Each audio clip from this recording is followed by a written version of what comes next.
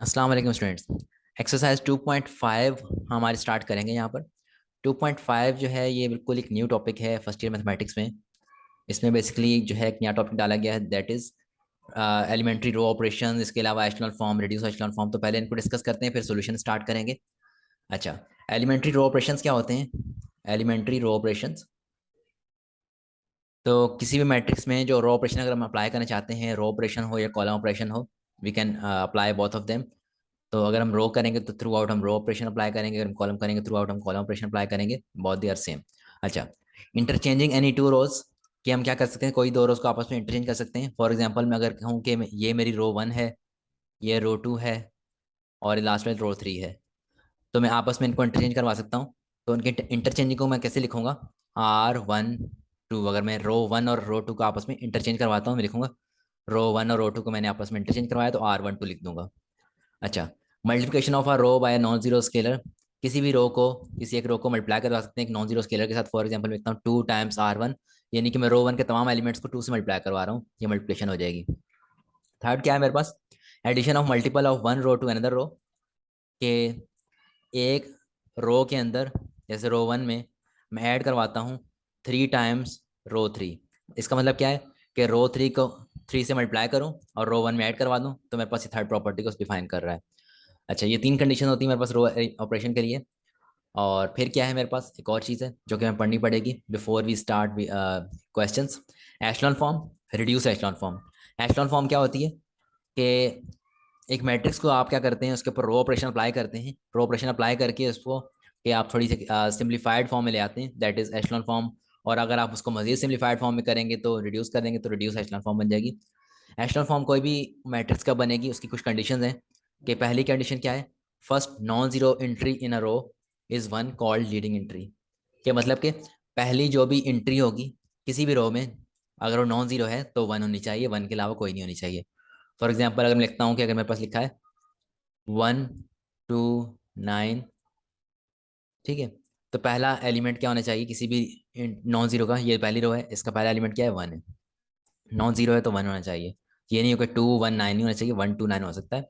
अच्छा, all entries are zero below the leading one, तमाम entries जो है लीडिंग वन के अपॉन अब उसके नीचे जीरो होनी चाहिए। यानी अगर मेरा लीडिंग वन ये है पहला एलिमेंट, इस रो में अगर 1 आ रहा है तो उसके नीचे की सारी एंट्रीज क्या होनी चाहिए, कॉलम में जीरो होनी चाहिए। फिर every non zero row in matrix precedes every zero rows, मतलब कि अगर कोई नॉन जीरो रो है, फॉर एग्जांपल ये 1 8 और ये 0 0, अगर एक ये जो है मेरे पास रो 2 क्या है, ये नॉन जीरो है, और रो 3 क्या है, सारे के सारे इसमें एलिमेंट जीरो हैं, तो हमेशा ऐसा होना चाहिए कि मतलब कि जो नॉन जीरो रो है वो ऊपर होनी चाहिए, और जीरो वाली सब के सब जिसमें रो जीरो एलिमेंट्स हैं एक रो के अंदर, वो हमेशा नीचे होनी चाहिए, सबसे आखिर में होनी चाहिए। ऐसा नहीं हो गया फॉर एग्जांपल मैं कह दूं कि 0 0 0 और 0 1 8, ऐसा नहीं होना चाहिए। लेकिन हमारे पास एशलॉन फॉर्म तभी कहलाती है। तो एक एग्जांपल होगी एशलॉन फॉर्म की। अच्छा, रिड्यूस एशलॉन फॉर्म, इसमें क्या होता है, इसमें जैसे मेरे पास क्या है, all entries are zero in column where there is leading one, यानी कि जहाँ लीडिंग वन है इसके ऊपर की और नीचे की तमाम एंट्रीज क्या होनी चाहिए, 0 0 होनी चाहिए। जैसे यहाँ पर देखो 1 के नीचे सब 0 0 है, यहाँ पे देखो ये 1 है, इसके नीचे की एंट्री जीरो, मगर ऊपर की एंट्री कुछ और है, जीरो नहीं है। सो देयरफॉर ऊपर नीचे सब एंट्रीज अगर 0 0 हो जाएंगी तो उसको हम कहेंगे वो है रिड्यूस एशलॉन फॉर्म। बनाएंगे अभी आगे हम इसको सॉल्व करेंगे तो मजीद आपको क्लियर होगा किस तरह से आएगी।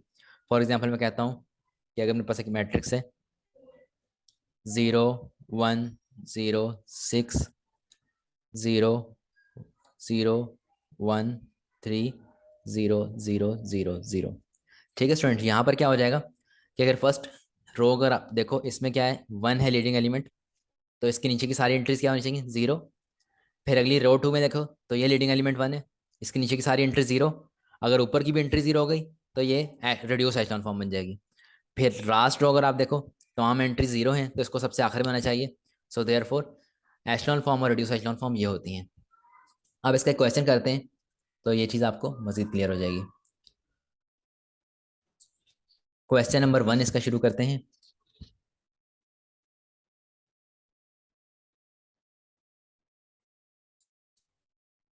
ओके स्टूडेंट्स, इसका क्वेश्चन 1 का पार्ट 1 क्या कह रहे हैं, reduce the following matrices into echelon form using row operation. तो रो ऑपरेशन अप्लाई करेंगे हम इसको एशलॉन फॉर्म में कन्वर्ट करेंगे। तो अभी देखते हैं किस तरह से अप्लाई करते हैं।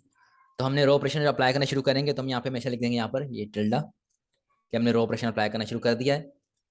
और जो भी रो ऑपरेशन अप्लाई कर रहे होंगे हम वो साइड पे यहाँ पे राइट साइड पे लिख देंगे कि बाय। अब मैं क्या चाह रहा हूँ कि मेरे पास क्या है, एशलोन फॉर्म के अंदर फर्स्ट रो के अंदर लीडिंग एलिमेंट क्या होना चाहिए, 1 होना चाहिए। तो अगर आप देखो रो 3 के अंदर लीडिंग एलिमेंट क्या है, 1 है, -1 है। तो अगर मैं दो, मुझे पता है कि रो ऑपरेशन क्या है, किसी भी दो रोज को आपस में इंटरचेंज करवा सकता हूँ। ठीक है। तो मैं अगर रो 1 और रो 3 को आपस में इंटरचेंज कर दूंगा तो क्या हो जाएगा, रो 1 रो 3 की जगह पर आ जाएगी और रो 3 जो है रो 1 की जगह पर आ जाएगी। तो रो 3 क्या है मेरे पास, -1 -5 -3। ठीक है स्टूडेंट्स, वजह मैंने आपको बता दी, बिकॉज मुझे लीडिंग 1 बनाना है कि पहली एंट्री हमेशा क्या होनी चाहिए, 1 होनी चाहिए। हमेशा आप क्या करेंगे, रो 1 के अंदर शुरुआत करेंगे कि रो 1 की पहली एंट्री आपके पास 1 आ जानी चाहिए, आपके टारगेट ये होना चाहिए। फिर बाकी जो भी ऐसा एज इट इज लिख दे, -3 रो 2 में कोई फर्क नहीं आया, एज इट इज रहेगी। रो 1 जो रो 3 बन चुकी है, तो 5 9 3। ठीक है स्टूडेंट्स, इस तरह से मेरे पास क्या हो जाएगा, इसको अब यहाँ पे करते हैं।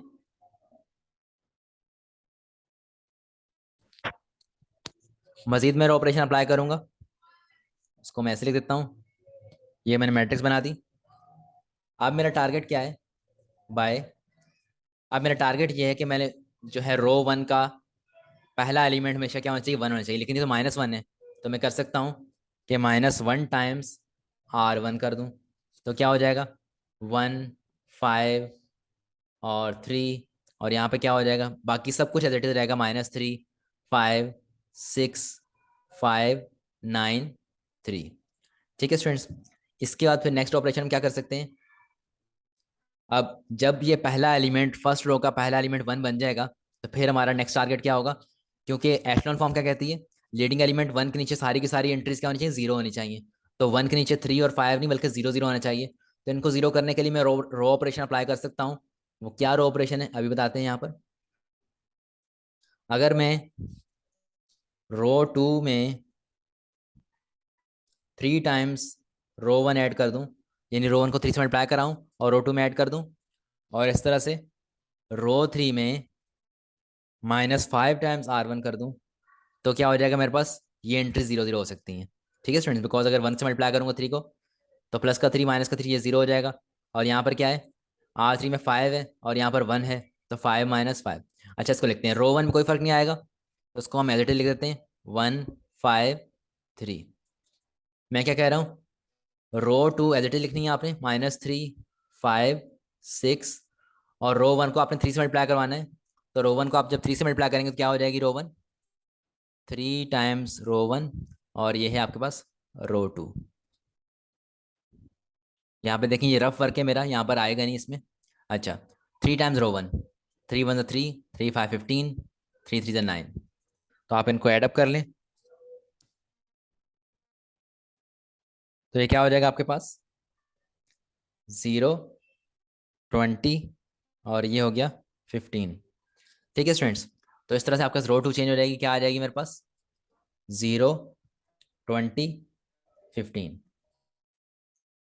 अब इस तरह से ये मैं माइनस कर देता हूँ और रिमूव कर देता हूँ।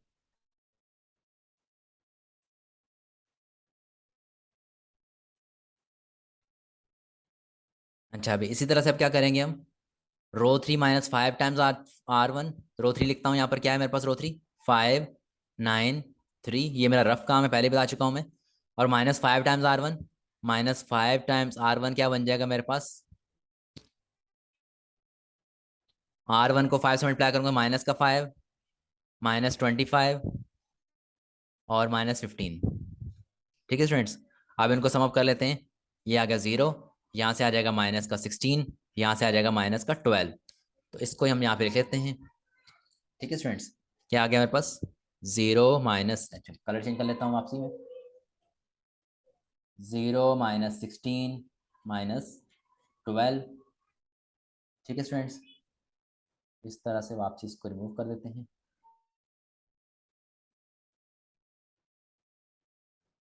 अच्छा भाई, अब हमारे पास क्या हो गया, लीडिंग एंट्री 1, इसके नीचे की सारी entry 0।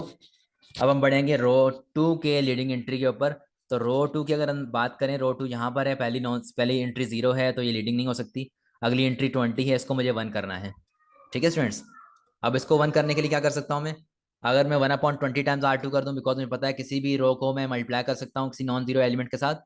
So there four if I do 1/20 times R2, I will get leading entry 1 1 5 3 as it is रहेगा. रो 1 में कोई फर्क नहीं पड़ेगा. 0 20 divide by 20 that is 1. 15 divide by 20 that will be equal to 3/4. और रो 3 में कोई फर्क नहीं पड़ेगा. 0 -16 -12. ठीक है स्टूडेंट्स.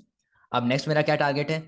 अब ये एंट्री मेरी लीडिंग एंट्री 1 हो चुकी है. इसके नीचे की एंट्री को मुझे जीरो करना है. एशेलॉन फॉर्म में क्या होता है, लीडिंग एंट्री के नीचे की सारी की तमाम वैल्यूज क्या होती हैं, जीरो होती हैं. इसको जीरो करने के लिए क्या कर सकता हूँ मैं. अगर मैं रो 3 में 16 टाइम्स रो 2 ऐड करवा दूं तो ये जीरो हो जाएगी. देखते हैं किस तरह से.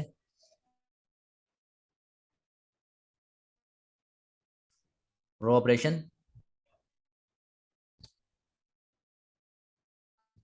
रो 1 में कोई फर्क नहीं पड़ेगा. 1 5 3. रो 2 में कोई फर्क नहीं पड़ेगा. 0 1 3/4. मुझे क्या करना है, रो 3 में 16 टाइम्स रो 2 करना है.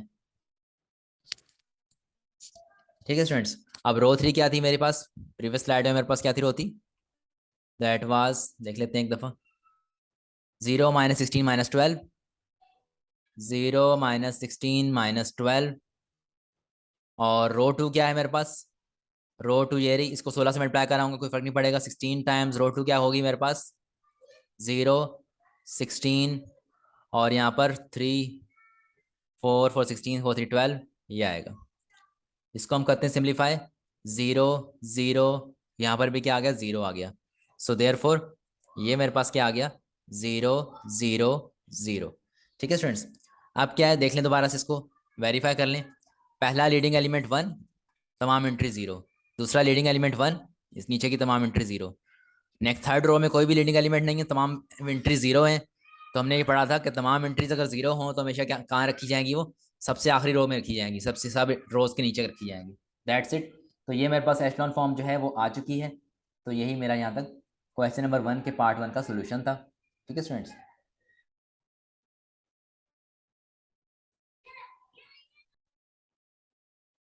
ओके स्टूडेंट्स, क्वेश्चन 1 का जो है पार्ट 1 हमने मुकम्मल कर लिया है. इसको हमने एशलॉन फॉर्म में कन्वर्ट कर लिया है रो ऑपरेशन अप्लाई करते हुए. इसका पार्ट 2 वो भी 3/3 की मैट्रिक्स है, तो मैं नहीं करूँगा. पार्ट 3 के ऊपर आता हूँ. पार्ट 3 जो है इसके अंदर क्या है, 3/4 की मैट्रिक्स है. तो ये हम डिस्कस कर लेते हैं ताकि आपको कन्फ्यूजन ना हो. तो एक और चीज़ एग्जाम्पल एक और हो जाएगी तो बहुत अच्छे से क्लियर हो जाएगा. So watch this video.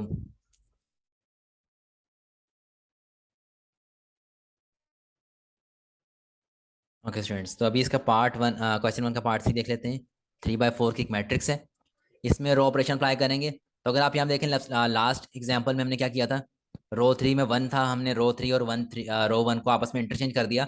लेकिन यहाँ पर किसी भी रो 1 या रो 2 या रो 3 किसी में भी क्या है, लीडिंग एलिमेंट 1 नहीं है. यानी कि पहली एंट्री यहाँ यहाँ कहीं भी 1 नहीं है. सो देयर फोर हम यहाँ पर इंटरचेंज करने की जहमत नहीं करेंगे. तो हम क्या करेंगे, यहाँ पर किसी भी एंट्री मतलब रो 1 की एंट्री को 1 बना लेते हैं. तो क्या कर सकते हैं इसको, तो हमने पढ़ा हुआ है कि हम रो ऑपरेशन अगर अप्लाई करें तो हम किसी भी रो को नॉन जीरो नंबर से मल्टीप्लाई करवा सकते हैं. तो मैं अगर 1/3 टाइम्स रो 1 कर दूं तो मेरे पास ऑब्वियसली यहाँ पर क्या आ जाएगा, 1 आ जाएगा. So this will be equal to 1 -4/3. यहाँ पे 0 का 0. 9/3 क्या हो जाएगा, 3 बच जाएगा. बाकी रो सारी की सारी तमाम वैसे की वैसी रहेंगी. तो पहला हमारा टारगेट हमेशा क्या होगा, रो 1 का पहला एलिमेंट क्या करना है, लीडिंग एलिमेंट क्या करना है, 1 करना है. That's it. ये हो गया. बाकी हर चीज़ एज इट इज़ रहेगी. नेक्स्ट टारगेट हमारा क्या होगा, अब लीडिंग एलिमेंट जब 1 बन गया, इसके नीचे की तमाम एंट्रीज को 0 करना है. तो उसके लिए मैं क्या कर सकता हूँ, if I apply the row operation, तो मुझे पता है यहाँ पर रो 1 को यूज़ करते हुए मैं रो 2 और रो 3 के जो एलिमेंट्स हैं, फर्स्ट एलिमेंट हैं, उनको मैं 0 कर सकता हूँ क्योंकि वो 1 के नीचे आ रहे हैं. So there four row 2 -2 times row 1 और रो 3 -10 टाइम्स रो 1. अगर मैं यहाँ पे लिख दूँ तो क्या हो जाएगा, रो 1 में कोई फर्क नहीं आएगा बिकॉज को मैं यूज़ कर रहा हूँ, उसको मैं फ़र्क लेकर भी नहीं आ सकता. 1 -4/3 0 3. ठीक है स्टूडेंट्स. यहाँ पर क्या हो जाएगा, मैं रफली यहाँ पे लिख देता हूँ ताकि आप लोगों को सॉल्व करने में आसान हो, आप बैकग्राउंड आपको समझ में आ जाए. Row 2 -2 time row 1. Row 2 as it is आएगी 2 4 -1 0. टू टाइम्स रो वन, जो रो वन है उसको टू से मल्टीप्लाई करा दो, तो यहाँ पर क्या आ जाएगा टू, यहाँ पर क्या आ जाएगा माइनस का 8/3, यहाँ पर क्या आ जाएगा 0, यहाँ पर क्या आ जाएगा 6। ठीक है स्टूडेंट्स, तो माइनस की टू से मल्टीप्लाई कराना था, तो ये माइनस का 2 हो जाएगा, ये प्लस का हो जाएगा, ये माइनस का 6 हो जाएगा। सिंप्लीफाई करेंगे इनको, ये 0, यहाँ सिंप्लीफाई करूंगा तो मेरे पास क्या होगा, एलसीएम लेकर आप कैलकुलेटर के जरिए भी कर सकते हैं इजीली, तो हो जाएगा 20/3, यहाँ पर हो जाएगा मेरे पास माइनस का 1 और ये हो जाएगा माइनस का 6। तो इसको मैं यहाँ पे लिख लेता हूँ, ये आ गया मेरे पास 0, 20/3 -1 -6। ठीक है स्टूडेंट्स, अब मैंने क्या ऑपरेशन अप्लाई किया, रो 3 -10 टाइम्स रो 1, तो इसको भी कर लेते हैं।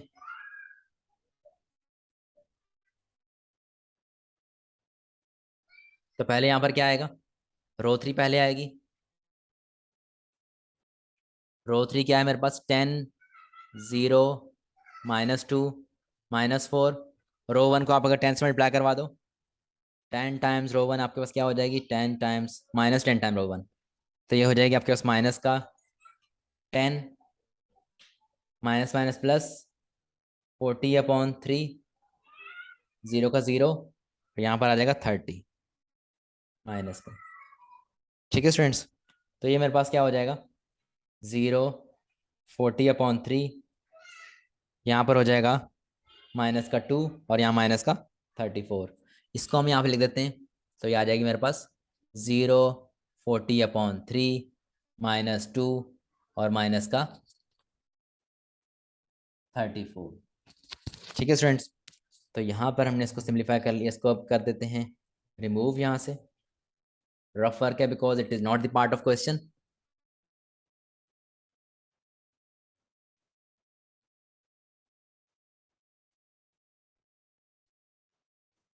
ठीक है स्टूडेंट, यहाँ तक आ गया मेरे पास। अब 1 के नीचे की तमाम एंट्री 0। नेक्स्ट क्या है, रो 2 का लीडिंग एलिमेंट क्या होना चाहिए, 1 होना चाहिए, तो मतलब इसका पहला एलिमेंट क्या है, नॉन जीरो एलिमेंट ये है, इसको मुझे 1 करना है। तो मुझे पता है मैं किसी भी रो को किसी मल्टीपल से मल्टीप्लाई करवा सकता हूँ, किसी नंबर के साथ मल्टीप्लाई करवा सकता हूँ। तो अगर मैं रो 2 को 3/20 से मल्टीप्लाई करा दूंगा तो ये मेरे पास क्या हो जाएगा, 20/3 है। इसको अगर मैं 3/20 से मल्टीप्लाई कराऊंगा ऑब्वियसली क्या हो जाएगा, ये 1 हो जाएगा। ठीक है students, so therefore what will I get, तो ये मेरे पास आ जाएगा। ठीक है स्टूडेंट्स, इस तरह से मैंने 3/20 टाइम्स रो 2 कर दिया, तो मेरे पास ये रो आ जाएगी। इसको आप देख सकते हैं, आप सिंप्लीफाई कर सकते हैं इसको। अच्छा, जब मेरे पास यहाँ पर 1 आ गया तो अब ये भी एक लीडिंग एलिमेंट 1 बन चुका है। अब इस लीडिंग एलिमेंट 1 के जो नीचे की वैल्यूज हैं सारी सारी क्या होनी चाहिए, 0 होनी चाहिए एशलॉन फॉर्म के अंदर। रिड्यूस होगी तो क्या होगी, ऊपर की भी सारी 0 होंगी।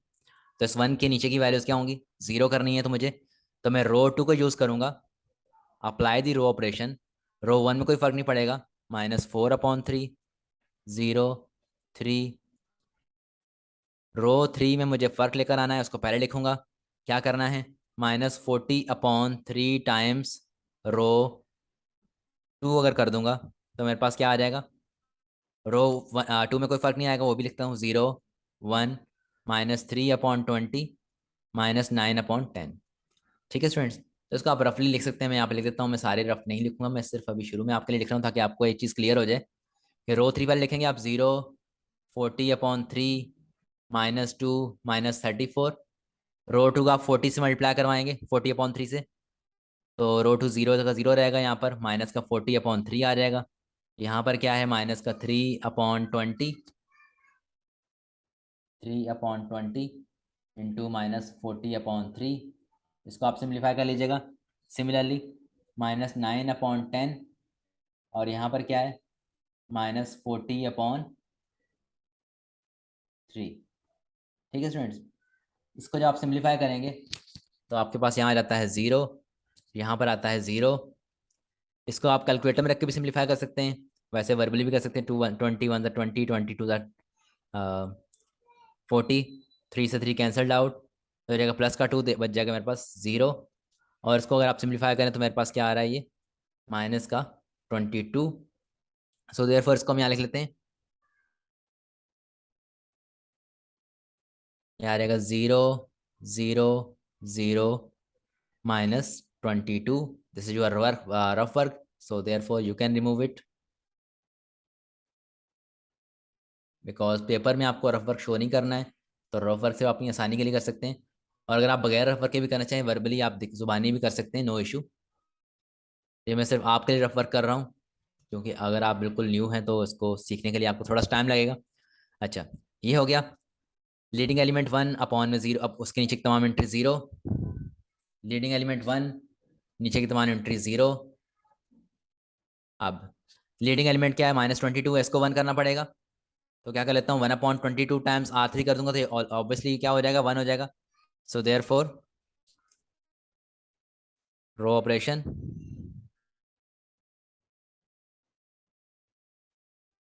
1 -4/3 0 3 -1/22 रो 3। ठीक है स्टूडेंट्स, ये हो जाएगा 0 1 -3/20 -9/10। ये हो जाएगा 0 0 0, यहाँ पर क्या हो जाएगा 1। ठीक है स्टूडेंट्स, तो अब आपके पास ये क्या आ चुका है, ये आपका एशेलॉन फॉर्म आ चुकी है। बिकॉज क्वेश्चन में आपको सिर्फ एशेलॉन फॉर्म निकालने का है, तो आप सिर्फ एशेलॉन फॉर्म पे यहाँ पे स्टॉप कर सकते हैं। अगर रिड्यूस एशेलॉन फॉर्म का कहा होता तो आप इसको भी जीरो करते, लीडिंग एलिमेंट वन के ऊपर की एंट्रीज को, इसको भी जीरो करते, इसको भी जीरो करते। सो देयरफॉर यहाँ तक आपका जो है एशेलॉन फॉर्म मुकम्मल हो चुकी है।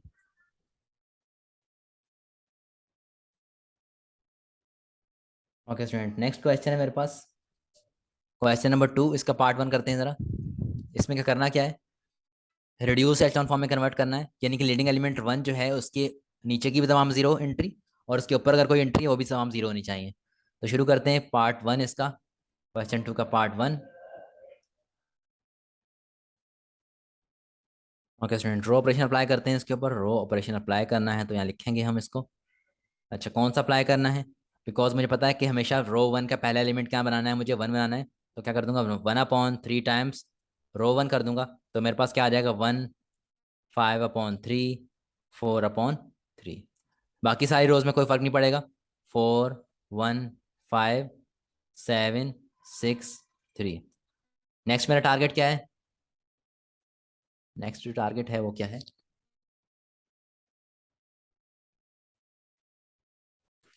अच्छा भाई, नेक्स्ट टारगेट है कि रो 1 का जो एलिमेंट एंट्री है, रीडिंग एलिमेंट 1 है, इसके नीचे की तमाम एंट्रीज क्या करनी होनी चाहिए, क्या होनी चाहिए, जीरो होनी चाहिए। तो क्या करूंगा, रो 1 को यूज करूंगा, रो 2 और रो 3 की जो एंट्रीज हैं, फर्स्ट एंट्रीज हैं, उनको क्या करूंगा, जीरो करूंगा। So therefore row operation apply कर रहा हूं मैं यहाँ पर। तो ये रो 1 में कोई फर्क नहीं पड़ेगा, 5/3 4/3। रो 1 को यूज कर रहा हूँ तो उसको बाद में लिखूंगा, रो 2 में, रो 3 में चेंज लेकर आना है, पहले लिखूंगा रो 2 -4 टाइम्स रो 1 करना पड़ेगा। ठीक है स्टूडेंट्स, बिकॉज में पहला एलिमेंट क्या, 4 4 -4 जीरो हो जाएगा। और रो 3 में -7 टाइम्स रो 1 करना पड़ेगा इसका, बिकॉज 7 है, 7 -7 जीरो हो जाएगा। तो ये मेरे पास क्या आ जाएगा, this will be equal to 0 -17/3 -1/3 0 -17/3 -19/3। ठीक है स्टूडेंट, मैंने स्टेप्स शो नहीं किए इसके, वही है रफ वर्क आपने करना किस तरह से, मैं आपको बता चुका हूँ पहले भी, कि आप रो 2 पहले लिखेंगे 4 1 5, रो 3 नीचे लिखेंगे, रो 1 को यूज करते हुए रो 1 क्या बन जाएगी आपकी, 4 1 4 4 5 20/3 माइनस का 20/3। और यहाँ पर क्या हो जाएगा, 4 4 16/3। इसको आप सिंप्लीफाई करेंगे तो ये चीज़ जीरो हो जाएगी, यहाँ से आप सिंप्लीफाई करेंगे तो आपका क्या हो जाएगा, -17/3 आ जाएगा, यहाँ से आप सिंप्लीफाई करेंगे आपका माइनस का 1/3 आ जाएगा। ठीक है स्टूडेंट्स, तो कैलकुलेटर के जरिए भी कर सकते हैं आप इसको, सिंप्लीफिकेशन को, रफ वर्क को, और मैनुअली आप इस तरह से रफ वर्क बनाकर भी कर सकते हैं, नो वरीज। अच्छा भाई, नेक्स्ट क्या हो जाएगा मेरे पास, अब ये एंट्रीज दोनों जीरो हो चुकी हैं। ठीक है स्टूडेंट्स, अब आपको रो 2 का पहला जो लीडिंग एलिमेंट है, ये तो जीरो है, इसका लीडिंग एलिमेंट ये है, इसको मुझे 1 करना है, इसको 1 करना है। सो देयरफॉर माइनस के 3/17 से मल्टीप्लाई करवा देता हूँ, रो ऑपरेशन है मेरे पास, 1 5/3 4/3।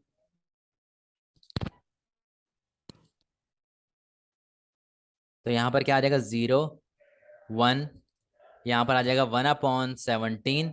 तो मैं क्या कर सकता हूँ, यहाँ पर मैंने क्या किया, यहाँ पर माइनस का 3/17 टाइम्स रो 2 किया है यहाँ पर मैंने। सो देयरफॉर यहाँ पे रो 3 में कोई फर्क नहीं आएगा, तो ये 0 -17/3 -19/3। ठीक है स्टूडेंट्स, अच्छा भाई, आप क्या कर सकते हैं हम यहाँ पर,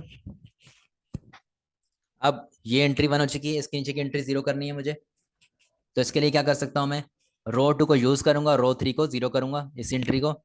तो क्या हो जाएगा मेरे पास, रो 3 + 17/3 टाइम्स रो 2।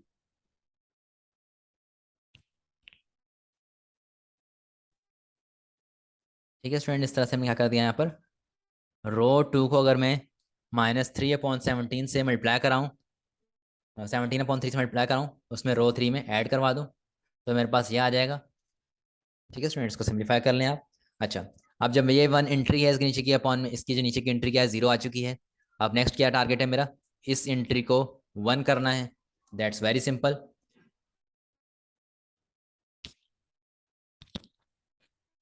रो ऑपरेशन अप्लाई करेंगे, 1 5/3, रो 1 में रो 2 में कोई फर्क नहीं पड़ेगा, 0 1 1/17, यहाँ पे हो जाएगा 0 0 1, बिकॉज माइनस का 1/6 टाइम्स रो 3 हो जाएगा। ठीक है स्टूडेंट्स, तो इस तरह से हमारे पास आ गया। अच्छा, यहाँ तक मेरे पास जो आ चुकी है इसको हम कह सकते हैं एशेलॉन फॉर्म आ चुकी है। अब मुझे रिड्यूस एशेलॉन फॉर्म बनानी है। तो क्या होगा, लीडिंग एंट्री जो भी 1 1 है उनके नीचे भी सारी वैल्यू 0 होनी चाहिए और ऊपर की भी सारी वैल्यू 0 होनी चाहिए। तो अब मैं रो 3 को यूज़ करूँगा और इसको 0 करूँगा। ठीक है, रिवर्स इस तरह से जाएंगे। इन स्टेप्स को आपने याद रखना है कि पहले मैंने रो 1 को यूज़ किया, रो 2 और रो 3 को 0 किया। अब मैं रो 3 को यूज़ करूँगा, रो 1 और रो 2 के इन एलिमेंट्स को 0 करूँगा। This is my target. तो क्या कर सकता हूँ यहाँ पर, मैं रो ऑपरेशन अप्लाई करूँ, तो मैं लिख सकता हूँ यहाँ पर रो 1 में चेंज लेकर आना है -4/3 टाइम्स, अगर R3 करूँगा तो एंट्री 0 होगी, ये वाली एंट्री। ठीक है स्टूडेंट, इसी तरह से row 2 -1/17 times row 3। So there four ये हो जाएगा 1, यहाँ पे सिंप्लीफाई करेंगे आप तो क्या हो जाएगा, ये हो जाएगा 5/3। इसमें फ़र्क नहीं पड़ेगा बिकॉज 0 की वजह से। यहाँ पर क्या 4/3 और ये -4/3 हो जाएगा 0। यहाँ पर 0, यहाँ पे फ़र्क नहीं पड़ेगा बिकॉज यहाँ पे ये एंट्री 0 है। और यहाँ पर क्या हो जाएगा 1/17, -1/17 टाइम्स R3, ये भी हो जाएगा 0। और रो 3 में कोई फर्क नहीं पड़ेगा, एज इट इज आएगी 0 0 1, बिकॉज हमने रो 3 को यूज़ किया था। अब क्या हो गया, लीडिंग ये एंट्री 1, इसके नीचे की तमाम एंट्री 0। ओके, ये एंट्री 1, इसके ऊपर की तमाम एंट्री 0। ओके, अब ये जो 1 है इसके नीचे की एंट्री 1 है, ऊपर की एंट्री 0 करनी है मुझे। नीचे की एंट्री 0 ऑलरेडी है तो ऊपर की भी एंट्री 0 करनी है। तो इसके लिए मैं क्या कर सकता हूँ, अगर मैं रो 2 को यूज़ करूँगा और रो 1 में चेंज लेकर आऊँगा तो लिखूँगा किस तरह से इसको मैं, रो ऑपरेशन 1, अच्छा R1 में चेंज लाना है -5/3 टाइम्स, अगर R2 कर दूं तो मेरे पास क्या हो जाएगा 1 0 0। बाकी कोई फर्क कहीं नहीं पड़ेगा, रो 2 और रो 3 एज इट इज आएंगी। और ये अगर आप देखें तो आपके पास क्या आ चुकी है, जो भी लीडिंग एंट्री 1 है इसके नीचे भी सारी 0 एंट्रीज, 1 ऊपर की एंट्री भी सारी 0, सिमिलरली ऊपर की भी सारी एंट्री 0। तो इस तरह से आप इसको सिंप्लीफाई कर सकते हैं और ये आपके पास आ गई रिड्यूस एशेलॉन फॉर्म।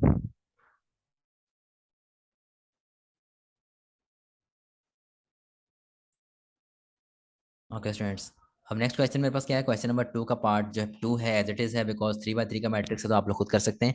इसका पार्ट 3 जो है इसमें 3/4 का मैट्रिक्स है, तो वैसे तो बेसिकली इस तरह ही होगा, लेकिन इसको भी हम ट्राई कर लेते हैं बिकॉज क्या है, ये है एशलॉन फॉर्म का, रिड्यूस एशलॉन फॉर्म का। सो देयरफॉर इसको मैं अभी आपको करवा देता हूँ।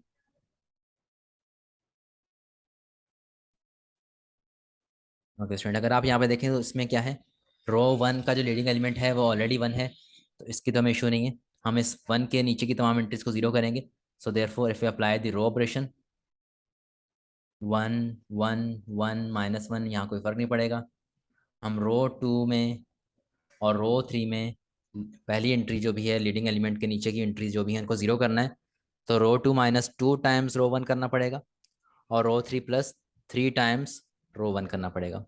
ठीक है स्टूडेंट्स, सो देयरफॉर ये बन जाएगा मेरे पास 0 0 -1 -1। ये रो कैसे आई है, तो रफ वर्क के जरिए मैं आपको बता चुका हूँ प्रीवियस क्वेश्चंस के अंदर, 0 0 2 -4, वैसे आप रफ वर्क में इसको इस तरह से कर सकते हैं तो गलती के चांसेस कम होंगे अगर आप डायरेक्ट नहीं करेंगे तो, रफ वर्क में करेंगे तो।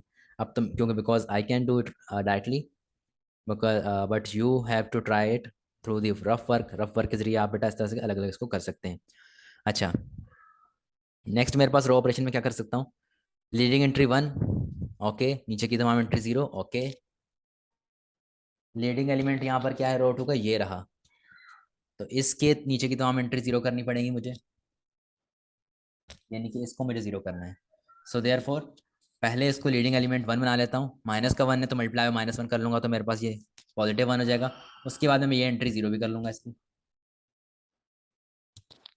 -1 टाइम्स R2 अगर कर दूं तो मेरे पास R1 R3 as it is रहेगी, R2 में 0 0, ये +1 ये +1, R3 क्या थी 0 0 2 -4। अब क्या करना है मुझे, अब मुझे इसको 0 करना है, तो अगर रो 3 में -2 टाइम्स रो 2 कर दूं तो ये टर्म ये 0 हो जाएगी।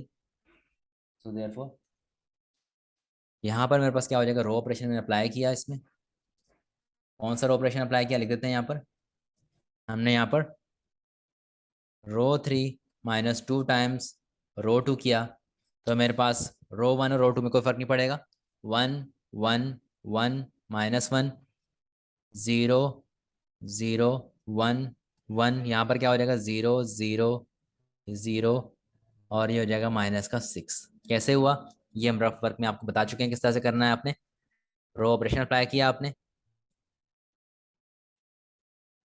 अच्छा भी, अब इसका लीडिंग एलिमेंट 1, इसके नीचे की एंट्री 0, ओके। इसका लीडिंग एलिमेंट ये है, इसको पहले 1 करना पड़ेगा, तो देयर फोर -1/6 टाइम्स R3 अगर कर दूं तो मेरे पास ये हो जाएगा 1 1 1 1 -1 0 0 1 1 0 0 0, और ये हो जाएगा 1। अब इस तरह से मेरे पास क्या हो गया, सिंप्लीफाई हो गया। अब रिड्यूस एशेलॉन फॉर्म में क्या होता है, रिड्यूस एशेलॉन फॉर्म में ये टर्म जो है आपके पास, ये जो लीडिंग एलिमेंट 1 है, इसके ऊपर नीचे की तमाम 0 होनी चाहिए, ये जो लीडिंग एलिमेंट 1 है इसके ऊपर नीचे की तमाम जो वैल्यूज हैं 0 होनी चाहिए, तो इनको मुझे 0 करना पड़ेगा।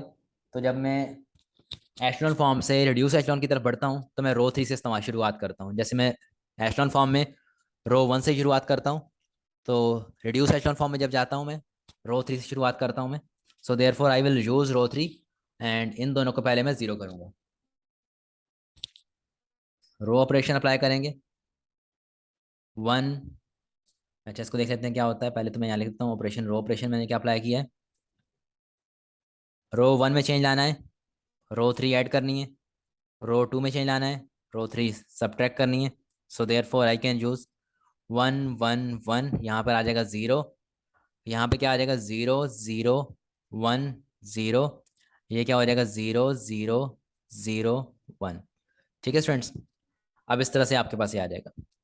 अब मजीद क्या हो गया, अब ये लीडिंग एलिमेंट 1 है, इसके ऊपर की एंट्री 0 होनी चाहिए, ओके। तो मैं रो 2 को यूज करूंगा और रो 1 में एंट्री को 0 करूंगा, इससे मेरे पास क्या हो जाएगा, I will apply the row operation, row 1 में फर्क पड़ेगा, क्या होगा, ऑपरेशन क्या है मेरा, रो 1 माइनस रो 2, तो मेरे पास क्या आ जाएगी, रो 1 1 1 0 0 0 0 1 0, ये हो जाएगा 0 0 0 1। ठीक है स्टूडेंट्स, अब अगर आप देखें ये लीडिंग एंट्री 1 है, इसके नीचे की तमाम एंट्री 0, ओके। ये लीडिंग एलिमेंट नहीं है, ये बाद का एलिमेंट है, इसको लीडिंग नहीं कह सकते हम। इसको अगर आगे देखो यहाँ पर रो 2 में लीडिंग एलिमेंट 1 है, इसके नीचे ऊपर की तमाम एंट्री 0, ओके। और ये मेरे पास क्या है, ये लीडिंग एलिमेंट 1 है, इसके ऊपर की तमाम एंट्री 0। सो देयर फोर यहाँ पर मैं इसकी रिड्यूस एशेलॉन फॉर्म फाइंड कर चुका हूँ और ये मेरा आंसर है। ओके स्टूडेंट, क्वेश्चन नंबर 3 में क्या कह रहा है, find the rank of the following matrices using elementary row operation. Rank basically क्या होता है कि आप किसी भी मैट्रिक्स को एशेलॉन फॉर्म या रिड्यूस एशेलॉन फॉर्म में कन्वर्ट करो, तो बेसिकली हम एशेलॉन फॉर्म में कन्वर्ट करेंगे और फिर चेक करेंगे कि हमारे पास कोई कितनी नंबर ऑफ नॉन जीरो रोज हैं, ऐसी तमाम रोज जिनके तमाम एलिमेंट 0 हैं तो रैंक में शामिल नहीं होंगे। सो देयरफॉर अभी हमने क्वेश्चन तो किए हुए हैं, क्वेश्चन 1 और 2 के कुछ पार्ट्स किए हुए हैं, उन्हीं को डिस्कस कर लेते हैं, उनके रैंक्स क्या है, तो इस तरह से आपको ये समझ में आ जाएगा। जैसे फॉर एग्जांपल क्वेश्चन 1 का जो पार्ट है, इसको मैंने रिड्यूस किया, ये आया मेरे पास फाइनल आंसर। इसको अगर आप देखें यहाँ पर कितनी ऐसी रोज हैं जो कि नॉन जीरो हैं, एक ये रो, इसमें कोई इसमें मतलब तमाम एलिमेंट जीरो नहीं है, एक हो गई। इसको भी देखें तो इसमें भी तमाम एलिमेंट जीरो नहीं है, दो हो गई। इसमें अगर देखें तो तमाम एलिमेंट जीरो हैं, तो ये नॉन जीरो नहीं है, सो देयरफॉर इसका रैंक क्या हो जाएगा, टू हो जाएगा। Rank of this matrix is two. Similarly बाकी और मैट्रिक्स का भी रैंक चेक करते हैं। जैसे इसको अगर आप देखें, यहाँ तक हमने स्टॉप किया था, इसमें भी तमाम एंट्री जीरो नहीं है, एक रैंक काउंट होगा। इसमें भी तमाम एंट्री जीरो नहीं है, एक और आ जाएगा। इसमें भी तीन है लेकिन एक नहीं है, एक भी ऐसी नॉन जीरो आ गई, तो इसका भी एक रैंक बढ़ गया। कितने हो गए टोटल, थ्री हो गए। इस तरह से आप रैंक काउंट करते हैं। तो बेसिकली करना क्या होता है, आपने आपने कन्वर्ट करना होता है अपनी मैट्रिक्स को रिड्यूस फॉर्म में या एशलॉन फॉर्म में। और जब कन्वर्ट हो जाती है मैट्रिक्स, उसके बाद फिर आप देखते हैं कितनी नंबर ऑफ जीरोज ऐसी रोज हैं जो कि तमाम जीरो नहीं है, तो आपका रैंक कहलाता है। सिमिलरली अगर आप इसमें भी देखें, ये इसका पार्ट वन है, यहाँ पर स्टॉप हुआ था। इसमें भी देखें, एक रैंक, दो रैंक, तीन रैंक, मतलब कि तीन ऐसी रोज हैं जिनमें कोई एक एलिमेंट ऐसा है जो कि नॉन जीरो है। सो देयरफॉर इसका रैंक कितना है, थ्री है। इस तरह से जो अभी हमने सॉल्व किया है, यहाँ पे देखें, ये भी एक इसमें ऐसा नॉन जीरो है, इसमें भी एक नॉन जीरो है, इसमें भी एक नॉन जीरो है। सो देयरफॉर इसका भी रैंक क्या है, थ्री है। तो इस तरह से हम रैंक काउंट करते हैं किसी भी मैट्रिक्स का। तो यहाँ पर आपने करना वही है जो आपको बता चुका हूँ, कि आपने इन सबको रो एशलॉन फॉर्म में कन्वर्ट करना है या रिड्यूस एशलॉन फॉर्म में कन्वर्ट करना है। जब कन्वर्ट कर लेंगे, फॉर्म आ चुकी होगी, तो फिर हम इसको चेक करेंगे कितनी नंबर ऑफ जीरो रोज ऐसी हैं जिनमें तमाम एलिमेंट जीरो हैं। जो तमाम एलिमेंट जीरो वाली रोज होंगे उनको निकाल देंगे, और बाकी वाली को काउंट करेंगे, वो हमारा किसी भी मैट्रिक्स का रैंक कहलाएगा। ठीक है स्टूडेंट्स, तो ये तो आप खुद कर सकते हैं इसको। क्वेश्चन फोर, क्वेश्चन फोर थोड़ा सा डिफरेंट है। इसमें नंबर ऑफ क्या है, फाइंड करना inverse of the following matrices using elementary row operation. तो इनवर्स फाइंड करने के और भी तरीके हैं, लेकिन यहाँ पर आपने कैसे फाइंड करना है, यूजिंग एलिमेंट्री रो ऑपरेशन के जरिए आपने फाइंड करना है। तो कैसे फाइंड किया जा सकता है, इसको देखते हैं हम।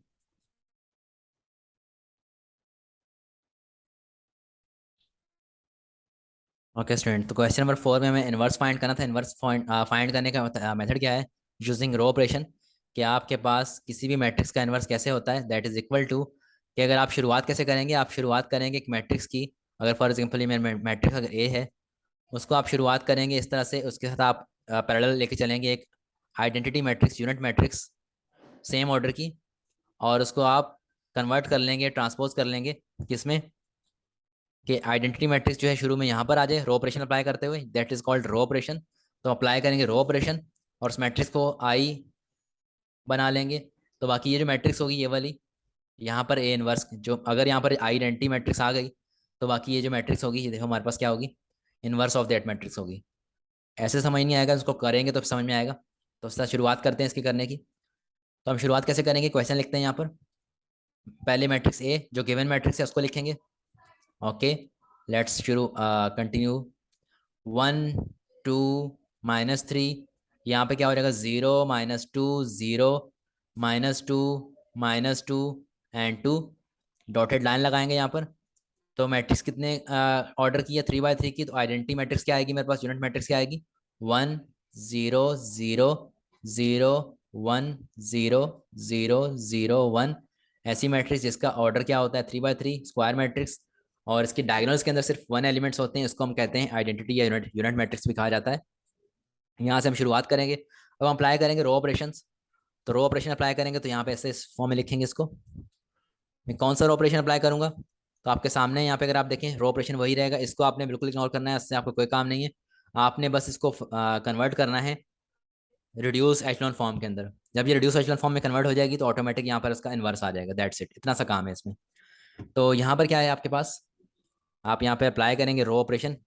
किस तरह से करेंगे, आप यहाँ लिख देंगे, रो वन का लीडिंग एलिमेंट ऑलरेडी वन है, हमें इससे कोई इशू नहीं है। तो लीडिंग एलिमेंट वन के नीचे की तमाम एंट्री जीरो होनी चाहिए। तो एक तो ऑलरेडी जीरो है, इससे भी कोई इशू नहीं है। तो दूसरी एंट्री ये वाली जो मुझे जीरो करनी है, इसके लिए मैं क्या कर सकता हूँ, अगर मैं लिख दूँ R three plus two times R one. ठीक है स्टूडेंट्स, तो ये क्या हो जाएगा, one, two, two, minus three, ये हो जाएगा मेरे पास वन, ज़ीरो, ज़ीरो। ठीक है स्टूडेंट्स, यहाँ पर मेरे पास क्या हो जाएगा, R three plus two times R one. तो रो थ्री में कन्वर्ट करना है, रो टू भी सेम रहेगी। So zero, minus two, zero, zero, one, zero. Row three में टू टाइम्स आर वन करेंगे तो माइनस का टू और प्लस का टू, ये हो जाएगा ज़ीरो।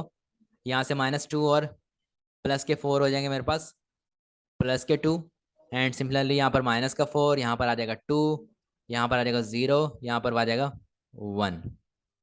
ठीक है स्टूडेंट्स, इस तरह से आपने इसके ऑपरेशन अप्लाई करने हैं। जो ऑपरेशन यहाँ पर अप्लाई हो रहा होगा वही ऑपरेशन यहाँ पर भी अप्लाई होगा एट द सेम टाइम्स। तो ये पूरी आपकी एक ही रो है, इसको आपने ऐसे कंसिडर नहीं करना कि ये चीज़ अलग है और ये चीज़ अलग है, हरगिज़ नहीं।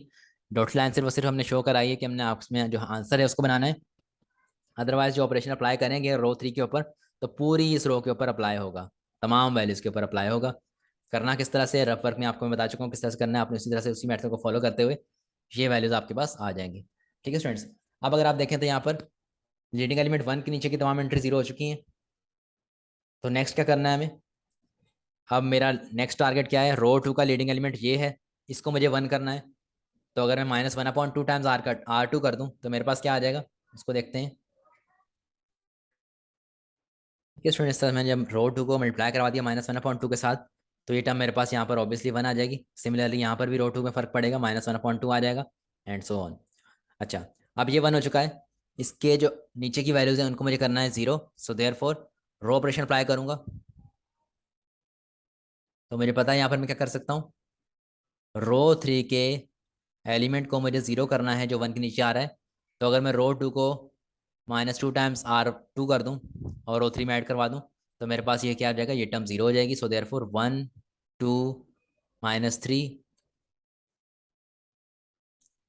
ये हो जाएगा 1 0 0। फर्क सिर्फ रो 3 में पड़ेगा, रो 2 भी एज इट इज आएगी, 0 1 0 0 -1/2 0। यहाँ पर क्या हो जाएगा 0, तो 2 -2 ये हो जाएगा 0 -4, और 0 में कोई फर्क नहीं पड़ेगा तो -4 एज इट इज आएगा, 2 एज इट इज आएगा। ये जब -2 से मल्टीप्लाई कराऊंगा तो 2/2 1 हो जाएगा। So therefore this will equal to 1। Similarly यहाँ पे 0 कोई फर्क नहीं पड़ेगा तो 1 आएगा। ठीक है स्टूडेंट्स, अब ये 1 1 हो गया, इसके नीचे 0 हो गया। अब ये लीडिंग एलिमेंट है, इसको मुझे 1 करना है। इसको करने के लिए -1/4 टाइम्स R3 कर सकता हूँ। So therefore what I get, ठीक है स्टूडेंट्स, इस तरह से हमने -1/4 टाइम्स R3 कर दिया। तो मेरे पास यहाँ पर क्या हो जाएगा, ये टर्म क्या हो जाएगी, 1 हो जाएगी। इससे सिमिलरली 2/-4 -1/2, यहाँ पर भी -1/4, यहाँ पर भी -1/4 आ जाएगा। अब यहाँ तक टारगेट अचीव हो चुका है। अब इस 1 के ऊपर की तमाम वैल्यूज को 0 करना है। तो एक तो ऑलरेडी 0 है, सिर्फ इसको मुझे 0 करना है। तो इसके लिए मैं क्या कर लेता हूँ, रो 3 को यूज़ करूँगा और रो 1 में चेंज लेकर आऊँगा। तो क्या कर लूँगा मैं, यहाँ पर ऑपरेशन क्या होगा मेरा, R1 + 3 टाइम्स R3 करूँगा, तो ये टर्म मेरी 0 हो जाएगी। सो देयरफॉर इसको लिख लेते हैं, हमारे पास क्या आ रहा है,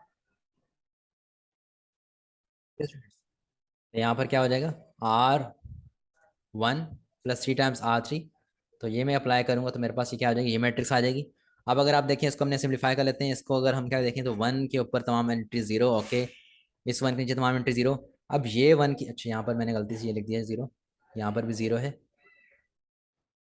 ठीक है, प्रीवियस देख लेते हैं, यहाँ पर ये 0 है, ठीक है। अच्छा, अब इस 1 की ऊपर की सिर्फ ये एंट्री 0 करनी है, तो हमारा काम मुकम्मल हो जाएगा। सो देयरफॉर ऑपरेशन अप्लाई करेंगे, रो ऑपरेशन। तो मैं करूँगा क्या, यहाँ पर रो 2 को यूज़ करूँगा और रो 1 में एंट्री 0 करूँगा। So therefore R1 -2 times R2। So therefore what I get, 1 0 0, this will be equal to -1/2, ये हो जाएगा 1/4, ये हो जाएगा माइनस का 3/4। यहाँ पर क्या आ जाएगा, बाकी किसी में कोई फर्क नहीं पड़ेगा, 0 1 0 0 -1/2 0, यहाँ पर 0 0 1 -1/2 -1/4, और ये माइनस का 1/4। ठीक है स्टूडेंट्स, तो फाइनल आंसर हमारे पास ये आ चुका है। अब अगर आप देखें, ये एक आइडेंटिटी मैट्रिक्स आ चुकी है इस फॉर्म में, आपको जैसे मैंने बताया था, आइडेंटिटी मैट्रिक्स अप्लाई करने पर तो ये मैट्रिक्स हमारी कहलाती है inverse matrix. So therefore inverse क्या है इस मैट्रिक्स का, ये हमारे पास क्या है, this is the inverse of the matrix. इसको आप अलग से भी करके लिख सकते हैं। So therefore what I will get,